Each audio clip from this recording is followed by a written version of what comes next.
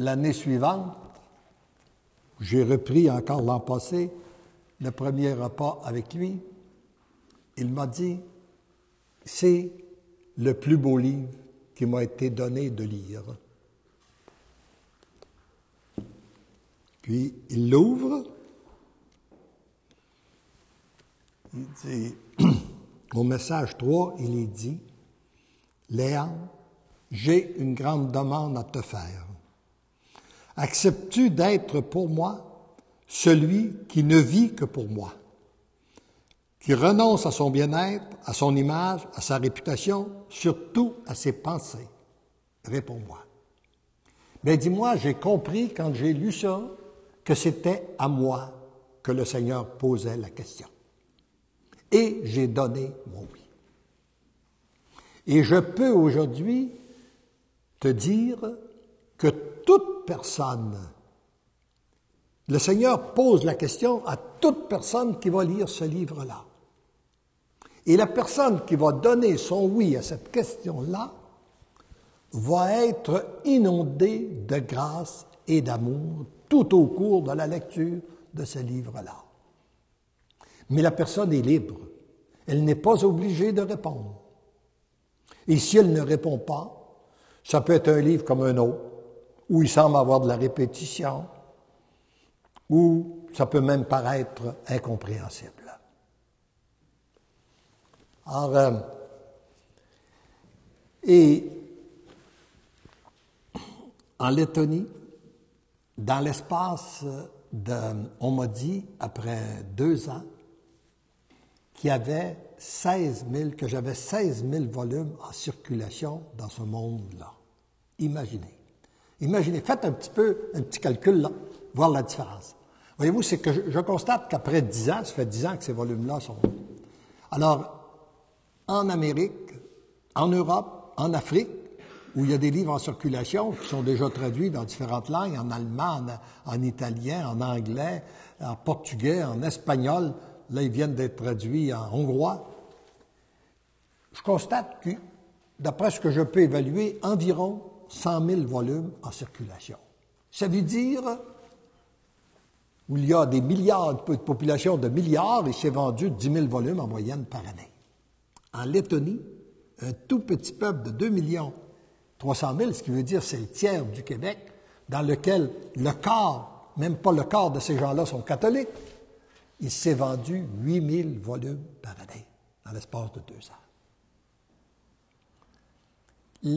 J'ai rencontré un prêtre qui parle français. Il me dit, je baptise des adultes régulièrement. Un jour, j'en ai baptisé 54.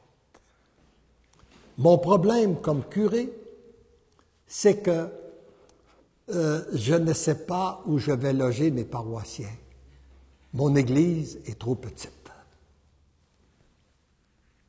Je pense que c'est un problème que beaucoup de curés ici aimeraient avoir au Québec. Alors, et il m'a dit, est-ce que tu sais ce que tu es venu chercher, toi, ici en Italie, en Lettonie? Ben, j'ai dit oui, je suis venu chercher, voir l'action de Dieu dans les régimes, sous le régime communiste. Parce que j'ai entendu tellement de beaux témoignages, de manifestations qui venaient directement du ciel, que les gens se convertissent. Oui, mais il dit, pour l'œuvre des choisis de Jésus. J'ai dit, non. Ben, il dit, tu es venu chercher la confirmation que ta mission, elle est bel et bien à l'intérieur de l'Église. Car tu as reçu l'appui enthousiaste de l'un de ses princes, un cardinal.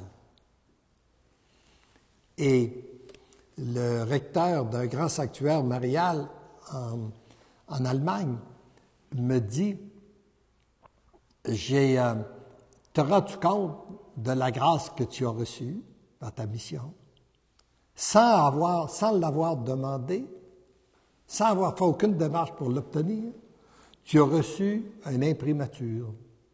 Et pas d'un évêque ni d'un archevêque, mais bien d'un cardinal. Alors ça, c'est réellement... Alors, pour revenir au cardinal, à la dernière rencontre, il m'a dit, nous venons de célébrer le fêter notre présidente, qui en passant a vécu au Québec ici. Elle était professeure à l'Université à Montréal. Et pour ses 70 ans, et je lui ai offert comme cadeau ces 3 livres-là, en lui mentionnant certains passages qu'elle devait lire.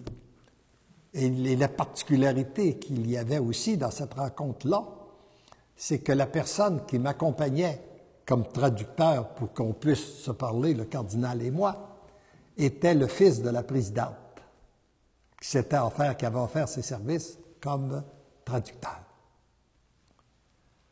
Alors, voyez-vous, c'est que j'ai assisté, là j'ai participé dans au cours des 2 années, environ 10 ou 12, soit de conférences ou d'interrogations, d'interviews pour les journaux, la radio, la télévision.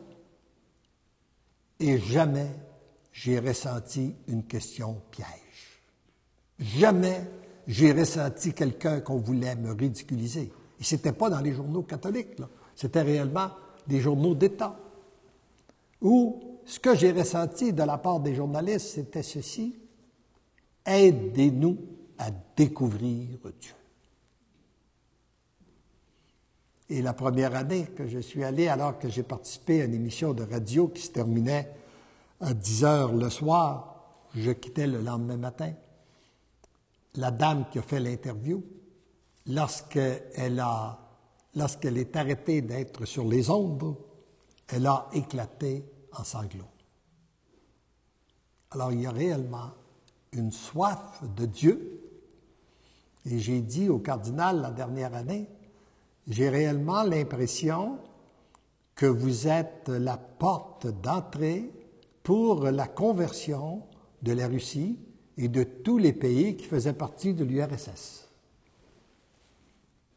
Et après, j'ai appris qu'on m'a dit que la Lettonie a toujours été la porte d'entrée pour beaucoup de choses pour la Russie.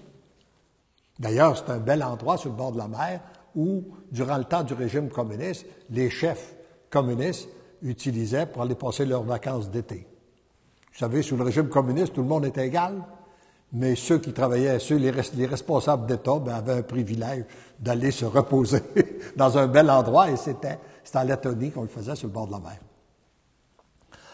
Alors, tout ça pour vous dire qu'il y a un monde nouveau qui se lève actuellement.